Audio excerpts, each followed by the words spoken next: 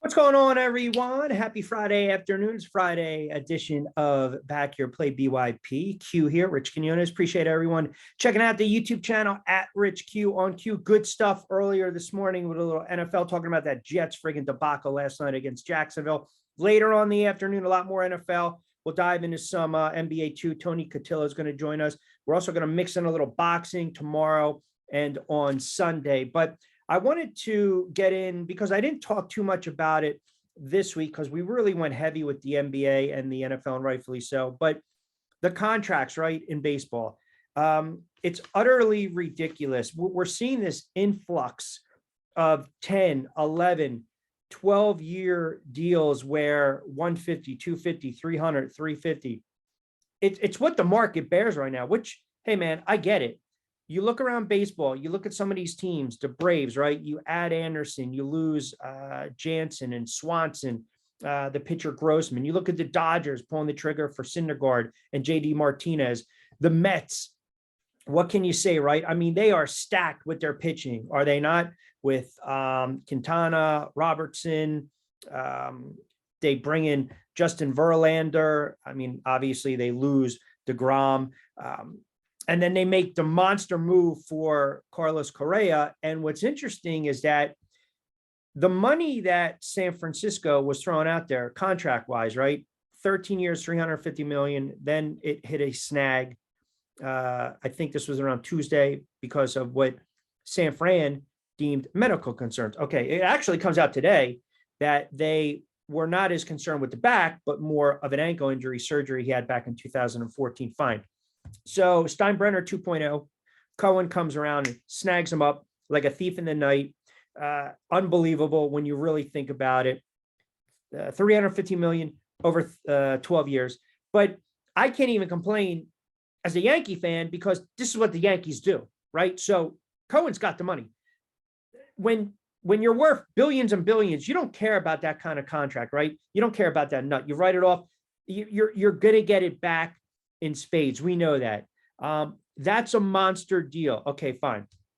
Then you look at what the Yankees gave Aaron Judge, which if you listen to BYP about a week or so ago, Steve Gardner, great baseball writer from USA Today, Hall of Fame voter, jumped on board on the show. And we talked a little bit about if they overpaid, when you're starting to pay these guys when they're 29, 30, 31, you think of the Hamilton deal, you think of the A-Rod deal, you think of the Pujols deal.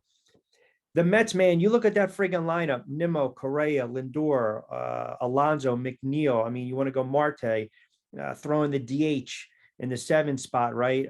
They're going to try to probably move Escobar. If not, he'll split time. They traded McCann to the O's. I believe that actually went down the other day. And I just wanted to actually add one more thing. And I saw Heyman was reporting this.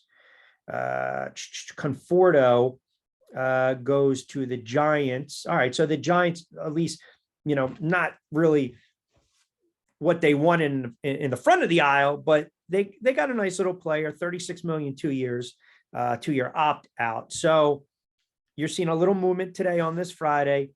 The Yankees with their moves. Machado can turn around if he wanted to. Manny Machado, San Diego, they thought they were just going to open up the checkbook to players. He can opt out of his $300 million 10-year deal after the upcoming season, which basically means he's going to give up about $150 million over the final 5 seasons. And he's probably sitting back, having a cold one, little cerveza, maybe a little hot toddy, maybe a little coffee on this Friday afternoon. And he's probably wondering to himself, look at the way the market is. Look at the money that is being spent. And he might be able to actually come out ahead, obviously. And if he's thinking about opting out, there's always a team, a willing dance partner. That's why, look, Trey Turner, 11 years, 300 million with the Phillies, and he's a sensational player. I still believe Ohtani is going to become the first $500 million player. I'm going on record right now. The Mets, Cohen, it could be the Yankees, it could be the he is going to get paid because of what he's bringing to the table as far as the arm as a pitcher and an unbelievable hitter. And I know what you're thinking. Well, Q, then why'd you turn around a couple of weeks ago and say Aaron Judge deserved the MVP? Because he did. Okay. It was a monster historic season. And you'll start to make the argument with a player like Ohtani, all those years that Trout was the best player in baseball. It just so happened the year he got hurt, Ohtani had a wonderful season and deserved the MVP. We actually cashed in that ticket that day too. So we had a nice little run with that. But it's just the money that's out there. And I was doing a little research and listening to these numbers that I found. So big league teams have handed out 2.9 billion, okay? 2.9 billion in finished contracts to free agents this offseason. Take a step back now. It pretty much dwarfs, it just crushes the winter spending at this point in each of the last 5 seasons. Unbelievable. So you're talking about expanded playoffs, an aggressive market, new TV money, broadcast deals. I mean, hell, look what the NFL is doing now with YouTube. I said this years ago, every game is going to be available a la carte. That's kind of where we're heading. But the fact that we see these contracts and there's pros and there's cons, because you always want to be careful.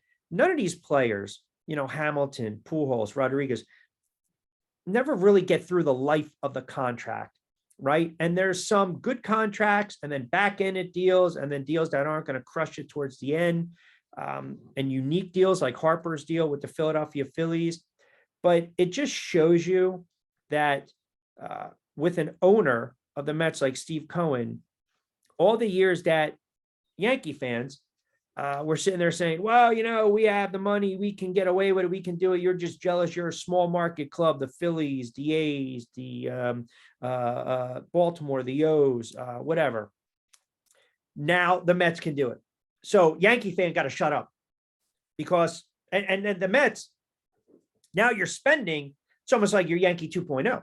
Got to translate it into wins, the playoff series wins, and ultimately get to the World Series, right? Because anything less is going to be extremely disappointing. But as I mentioned, as a Yankees fan, I can't really talk because they've spit the bit in the postseason. It just seems like over the last 10 years. So I like the move to bring back Aaron Judge, but they still have other needs. We know that. Yes, they shored up the pitching. Okay, fine. Rondon, you got a nice all-star. You can kind of mix and match with the lefties and the righties. You break up the rotation. Cole's going to anchor it. You got Nasty Nestor, all well and good. But we're going to see how it plays out. I mean, we got a lot more hot stove baseball to talk with you guys. Give me your thoughts on these contracts. I want to hear from you guys. Do you think it's just ridiculous, these 10, 11, 12-year mega deals? And are you ever worried that the player's not going to live the life of the contract, play the life of the contract? He's going to be banged up. He's not going to give you your ROI, your return on your investment. All right. Appreciate everyone keeping us locked in. Don't forget, smash the subscribe button, Rich Q on Q, the YouTube channel. Appreciate everyone keeping me tuned in. The comments, the views, you guys email me, you shoot me messages on Twitter and Facebook and IG. It's greatly appreciated. We'll talk a little NFL in about an hour plus, and then we'll talk a little NFL and boxing later tonight with some picks as well. We'll do Q's picks. So we got a lot of stuff to throw you on a Friday before Christmas. Have a good afternoon. We'll talk to you guys in about an hour or so.